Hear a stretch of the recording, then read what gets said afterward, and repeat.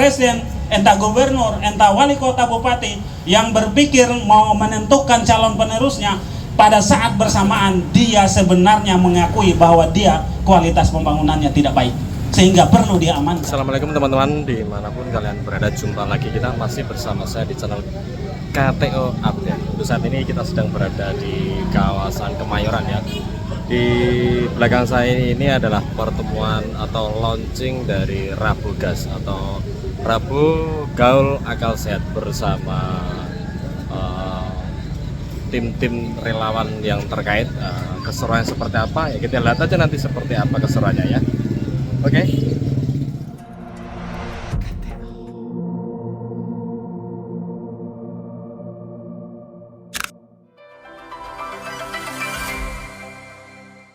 Presidium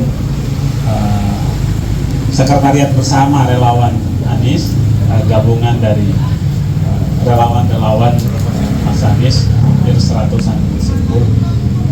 Yang berikutnya adalah melanjut apa yang tadi disampaikan, bahwa mendeklarasikan mendukung Mas Anies itu sudah 2 kali, dan selalu saja menjadi trigger lah. Di 2018 kami dan teman-teman lakukan, kemudian di 2021 waktu itu banyak orang yang bilang mendeklarasikan mendukung Mas Anies di dalam kegelapan malam ya, bahkan oleh Mas Anies sendiri menyampaikan itu laude, katanya azan sebelum waktunya. Saya sampaikan, azan apa dulu Pak?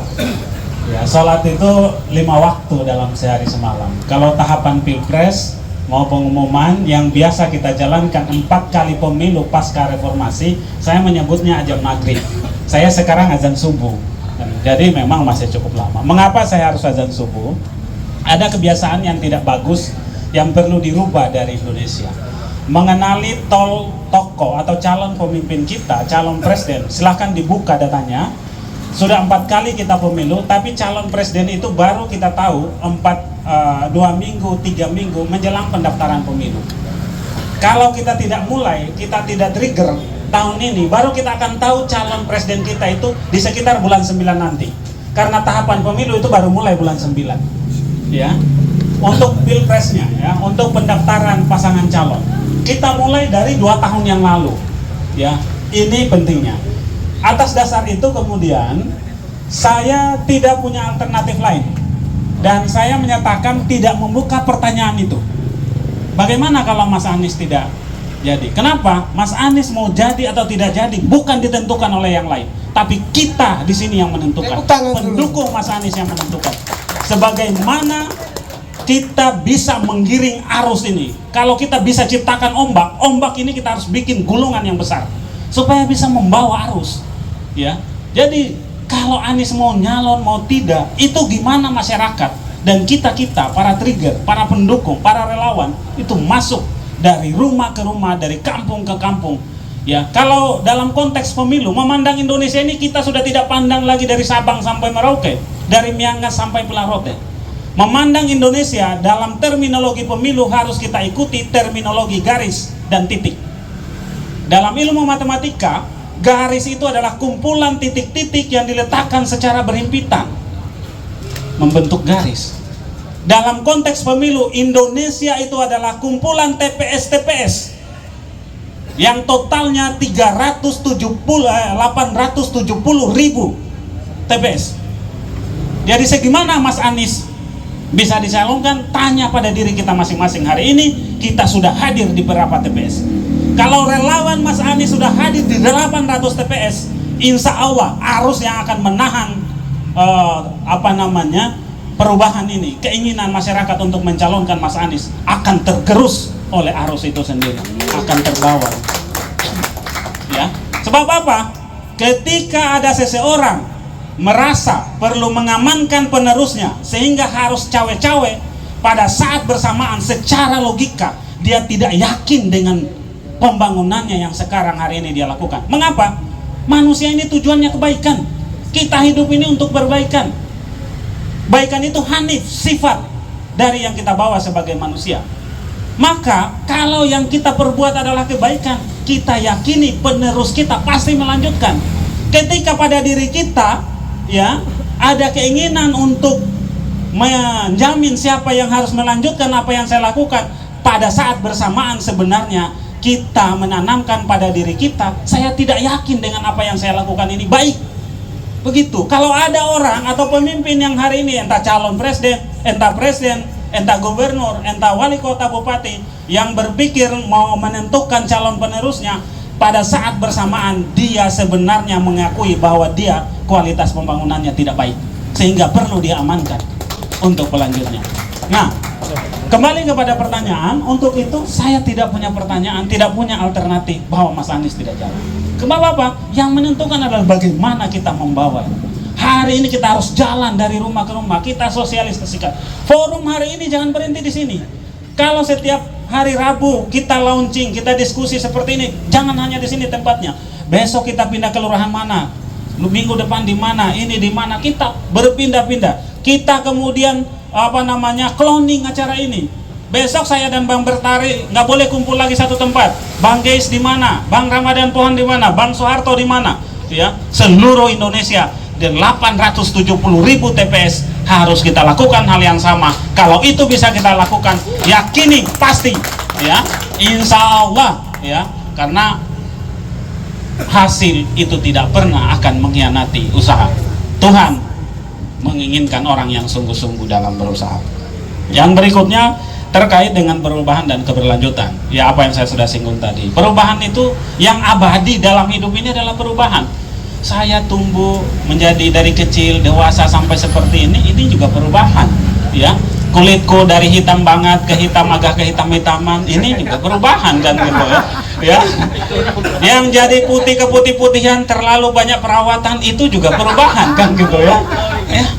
Jadi perubahan itu apa nih? Mas Anies selalu menyatakan, ya, apa saja yang harus kita, kan kita bertanya, paling tidak ada 4 pertanyaan, mana yang harus diteruskan.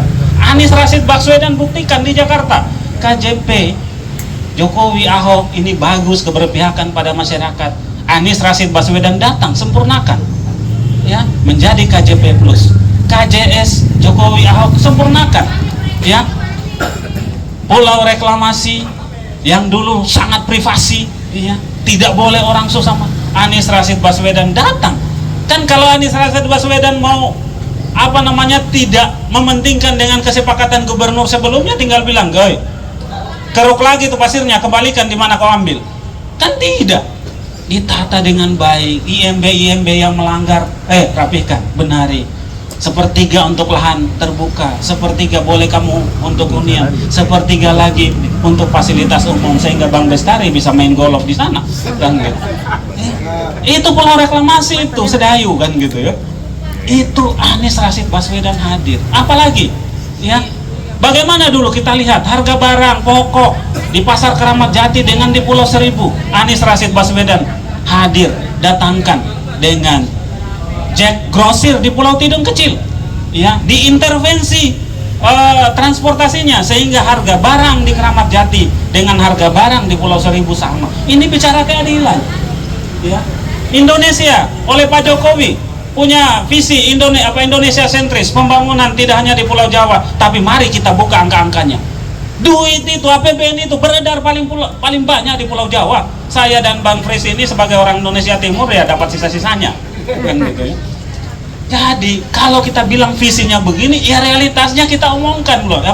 Kita laksanakan apa yang kita omongkan. Mas Anies katanya hanya bisa menata kata. Ya memang pemimpin ini harus bisa berkata-kata. Ya, ini tujuan pemimpin. Kita tidak sedang memilih untuk tukang sapu, ya, bukan memilih untuk tukang palu, tukang pasang bangunan. Ini mereka kerja, ya, sapu, nggak perlu banyak berkata-kata seperti ini. Pemimpin harus banyak berkata-kata. Bagaimana saya bisa perintah anak buah kalau saya tidak bisa berkata-kata? Ya, pemimpin harus bisa menyusun kata-kata dari ide menjadi narasi, menjadi desain operasional, sehingga pada level kepala dinas di bawahnya, menteri ke bawahnya bisa eksekusi menjadi pekerjaan. Itu pemimpin. Apalagi yang banyak dirubah, yang harus dirubah banyak. Pertanyaan pertama tadi, apa yang harus kita rubah? Ya, pertanyaan kedua, apa yang harus kita lanjutkan? Pertanyaan ketiga, mana yang harus diteruskan? Ya, mana yang harus dimodifikasi? Mana yang harus di hold dulu, dihentikan sementara? Begitu. ada banyak poinnya. Jadi insya Allah yang baik ya kita yakini Mas Anies Rashid Baswedan. Oke, akan teruskan. Yang terakhir mohon dimatikan semua live-nya. Ini jawab pertanyaan. Atau mungkin kita internal nanti zoom dengan teman-teman. Oke, siap, selesai ya. Oke, terima kasih.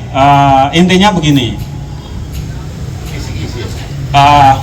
Benar apa yang disampaikan oleh survei terbaru yang saya peroleh. Ya, mengapa orang tidak suka? Misalkan begini, ada pertanyaan, dua pertanyaan. Pertanyaan pertama itu kalau pemilu hari ini. Jadi survei itu adalah gambaran orang kalau pemilih hari ini. Bapak dan Ibu nggak perlu ketakutan dengan 14 Februari karena belum ada lembaga survei 14 Februari 2024. Yang ada itu survei hari ini. Ya. Mengapa memilih ini? Memang benar. Banyak yang milih 1 Ganjar, nomor 2 Prabowo, nomor 3 Mas Anies. Tapi swing voternya, tingkat keyakinannya itu paling besar juga Mas Ganjar. Nomor 2 paling besar juga Pak Prabowo. Anies itu paling solid. Begitu sudah menentukan Anies itu lebih tidak goyang. Ya. Sehingga sebenarnya ketiga-tiganya ini punya potensi untuk menang. Nilainya masih sama. Jadi kita semua harus semangat. Kerja-kerja kita yang tadi saya katakan, bagaimana menguasai TPS, itu yang menentukan. Pertanyaan kedua yang menarik, yang ingin saya tidak offline sebenarnya, ingin tidak online. Ya, mengapa Anda tidak memilih Ganjar misalkan? Jawabannya ada. Ya, mengapa Anda tidak memilih Prabowo? Jawabannya ada. Mengapa Anda tidak memilih Mas Anies? Kalau orang tidak pilih Pak Ganjar, itu karena Pak Ganjar. Orang tidak pilih Pak Prabowo, itu karena Pak Prabowo. Tapi orang tidak pilih Pak Anies, itu rata-rata suka ide Pak Anies, suka gagasannya Pak Anies, lihat track recordnya Pak Anies. Bukan karena Pak Anies orang tidak pilih Pak Anies. Ini yang harus kita renungkan. Tetapi apa? Lebih menurut bahasa anak muda itu, berisik itu pendukung Mas Anies. Ya, ya. Jadi yang paling penyebabnya ini tuh orang tidak milih Mas Anies, pendukung Mas Anies serangnya berantem. Jadi saya mohon Bapak dan Ibu sebagai pendukung Mas Anies, mulailah berkata-kata yang sopan. Kalau dimaki jangan balas memaki. Memang mereka memaki kita itu akun palsu untuk memancing kita memaki, karena kita semua akun-akun asli. Itu yang bisa saya sampaikan, mudah-mudahan menjadi perhatian kita semua.